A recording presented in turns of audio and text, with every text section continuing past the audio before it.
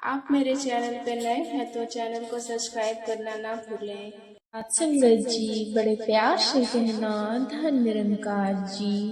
सात संगत जी, जैसा कहा गया है सात संगत कि जिनको भरोसा होता है अपने काबिले मुर्शिद पर, उनके तूफान में भी बेड़े पार होते हैं सात संगत। और सात संगत एक दो की बात नहीं साकी, ऐसे दिन में हजार होते हैं सात संगत जी। तो सात संगत जी ऐसे काबिल मुर्शिद हैं हमारे सतगुरु बाबा हरदेव सिंह जी महाराज, और उनकी यादें सात संगत जी दासी के मन में अभी भी तरोताजा ही है सात संगत। दासी को आज आपके साथ अपने जीवन में घटित एक घटना शेयर करने जा रही हूँ सात संगत जी। सात संगत जी, जिसे सुनकर आपका भरोसा अपने सतगुरु पर और भी ज्यादा हो जाएगा सात संगत। सात संगत जी, ये बात बहुत पुरानी है। ये बात जब दास को इस निरंकार प्रभु, जब दासी को निरंकार प्रभु परमात्मा के ज्ञान की प्राप्ति भी नहीं हुई थी सात संगत जी, लेकिन उस समय दासी का पूजा पाठ में ही पूरा ध्यान रहता था सात संगत जी। और फिर दासी के ऊपर सतगुरु की ऐसी कृपा हुई सात संगत जी कि दासी को एक महात्मा मिले सात संगत, जिन्होंने दासी को सत्संग और आप जैसे ज्ञानी महापुरुषों के साथ जोड़ दिया। उसके बाद तो फिर गुरु की कृपा दास के ऊपर लगातार ही बरसती रही सात संगत जी। सात संगत जी, आज भी दासी को जब कभी पिछली बातें याद आ जाया करती है तो दासी को बहुत खुशी होती है सात संगत जी। दासी की आज भी वो दिन याद है, जबकि उस दिन को आज लगभग 20 वर्ष हो गए सात संगत जी। तब दासी सत्संग में भी नहीं थी और दासी ने तब ये ब्रह्म ज्ञान नहीं प्राप्त किया हुआ था सात संगत जी। सात संगत जी, उस वक्त एक दिन की बात है। सात संगत जी अपने दुकान से घर आकर आराम करने के लिए सात संगत लौट ही रही थी सात संगत जी, और दासी की कब आंख लग गई ये दासी पता ही नहीं चला।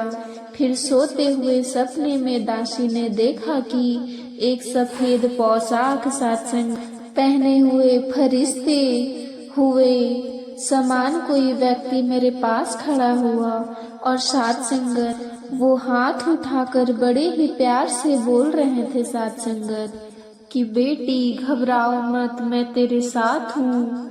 सात संगत जी इतने शब्द सुनते ही दासी की आंखें खुल गई और दासी आश्चर्यचकित होकर सोच में पड़ गई सात संगत कि आखिर मेरे साथ सपने का क्या तात्पर्य हो सकता है सात संगत। लेकिन सात संगत जी फिर इसके साथ ही दासी के मन में यह भाव भी आ गया कि चलो ठीक है, कोई दिव्य शक्ति है जो मेरे साथ है। सात संगत फिर इस घटना को करीब 7 से 8 महीने बीत गए, और उसके बाद दासी की मुलाकात एक सज्जन से हुई। वो सज्जन दासी से दोस्ती करने को प्रयास करते रहे, परंतु मैं ही उनसे दूर होने का प्रयास करती रहती थी सात संगत जी फिर एक दिन वो सज्जन मुझसे कहने लगे कि आप एक भक्त आदमी हैं, आप भगवान पर अटूट विश्वास भी रखते हैं और पूजा पाठ भी आप रोज ही करते हो। तो सात संगत जी दासी ने झट से बोली कि इसमें कोई शक नहीं, हाँ मैं सुबह शाम परमात्मा का जाप करती हूँ और मैं उनकी भक्ति भी करती हूँ। मेरा परमात्मा पर पूर्ण विश्वास है और मैंने लगभग सभी हिंदू धर्म ग्रंथ पढ़े हुए हैं सात संगत। मेरी ये बातें सुनकर वो सज्जन व्यक्ति कहने लगे, ये तो बहुत अच्छी बात है, लेकिन साध संगत, क्या आपने कभी परमात्मा को देखा भी है? और क्या आप इस परमात्मा को जानते भी हो या सिर्फ मानते ही हो? साध संगत, दासी ने उनके इतना बोलने ही क्रोधित होकर कहने लगे कि आप देखने की बात कैसे कर सकते हो? परमात्मा को तो आज तक किसी ने भी नहीं देखा। साध संगत जी, परमात्मा तो अदृश्य है, अगोचर है, अलख निरंजन है, निर्गुण निरंकार है, अविनाशी है। साध संगत, उसे तो बड़े बड़े तपीश्वर भी नहीं देख सके, और परमात्मा को तो कोई आदि या अंत भी नहीं है। फिर साध संगत, दासी ने कुछ रुक कर बोला कि भक्ति करना इतना आसान काम नहीं है, और साध संगत, ये कोई बच्चे का खेल भी नहीं है। दासी इसी तरह की बातें बोलती रही और वो सज्जन व्यक्ति मेरी सारी बातें को बड़े ही आराम से सुनते रहे। साध संगत, फिर आखिर में और साध संगत जी, वो सज्जन व्यक्ति बोले कि मैं तो सिर्फ ईश्वर को देखने की बात कर रही हूँ, और मैं इस परमात्मा को भी देख रहा हूँ। ये हर पल मेरे साथ ही है। और उस सज्जन ने अपनी बात को जारी रखे। साध संगत, जिस प्रकार आप इस संसार को अपनी आँखें से देख रहे हो, हवा को महसूस कर रहे हो, और साध संगत जी किसी तरह की खुशबू को महसूस कर रहे हो, तो साध संगत जी, ठीक इसी प्रकार से परमात्मा को भी देखा जा सकता है, ईश्वर की प्राप्ति भी की जा सकती है। साध संगत, बस इसके लिए आपका सबसे पहले सत्संग में जाना आवश्यक है। साध संगत जी, और इसीलिए आप पहले सत्संग में जाकर सत्संग का आनंद लीजिए, क्योंकि सत्संग करने से मन और मस्तिष्क परमात्मा के अनुकूल होता है। इसके पश्चात वो सज्जन व्यक्ति मुझसे कहने लगे कि हमारे यहाँ सत्संग भवन है, वहाँ पर प्रत्येक रविवार को सत्संग होता है। साध संगत जी, आप यहाँ आए और थोड़े ही दिन सत्संग करें, उसके पश्चात आपको परमात्मा का ज्ञान प्राप्त कराया जाएगा। तो साध संगत जी, दासी ने उनकी इस प्रकार की बातें सुनकर अपना हाँ में सिर हिला दिया।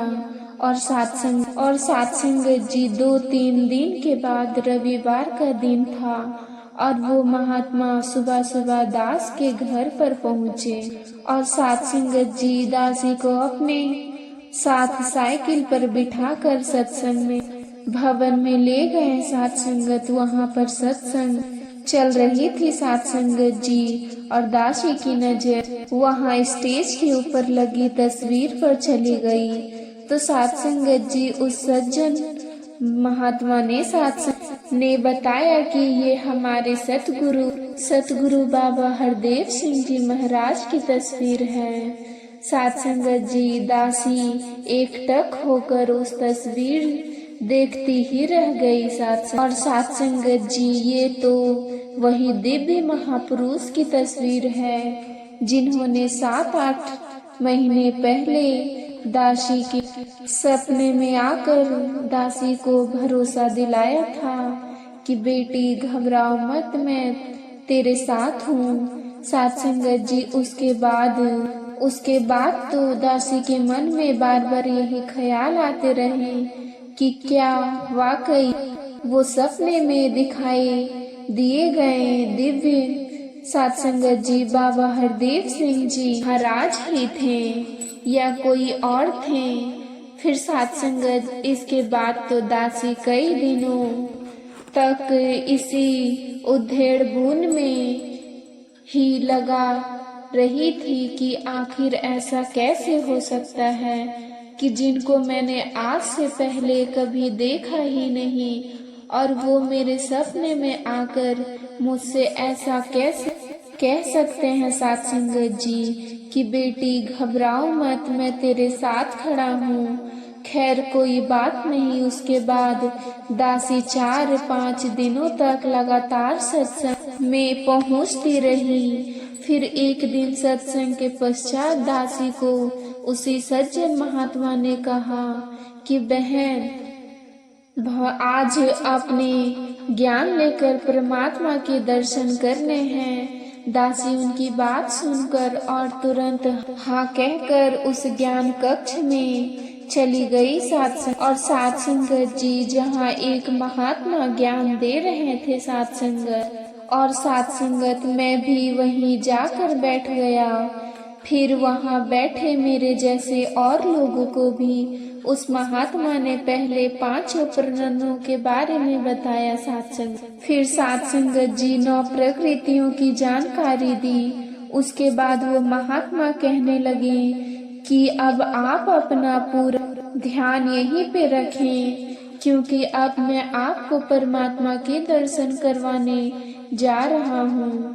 तो सात संगत जी ये सुनते ही दासी मन ही मन सोचने लगी कि जैसा मैंने परमात्मा के बारे में सुना है सात संगत, अगर मुझे वैसा ही परमात्मा दिखाया गया तो ठीक है, मैं इसे मान लूंगी सात संगत जी, वरना आज के बाद मैं फिर कभी इस सत्संग में नहीं आऊंगी। और सात संगत जी दासी जैसे ही उस महात्मा जी ने निराकार प्रभु परमात्मा का इशारा किया और कहा कि ये देखो निराकार जिसका कोई आकार नहीं। सात संगत जी कोई भी आदि अंत नहीं, यह अजर है, अमर है, इसको आग जला नहीं सकती, हवा उड़ा नहीं सकती और सात संगत जी जल भिगो नहीं सकता, और जिस पर किसी भी प्रकार की शस्त्र का प्रभाव नहीं होता। सात संगत जी यही निर्गुण निराकार प्रभु परमात्मा है। सात संगत जी यही निराकार प्रभु परमात्मा सर्वव्यापी है, कण कण में है। सात संगत जी दासी हतप्रभ होकर देखते ही रह गई और फिर मन ही मन में पश्चाताप भी करने लगी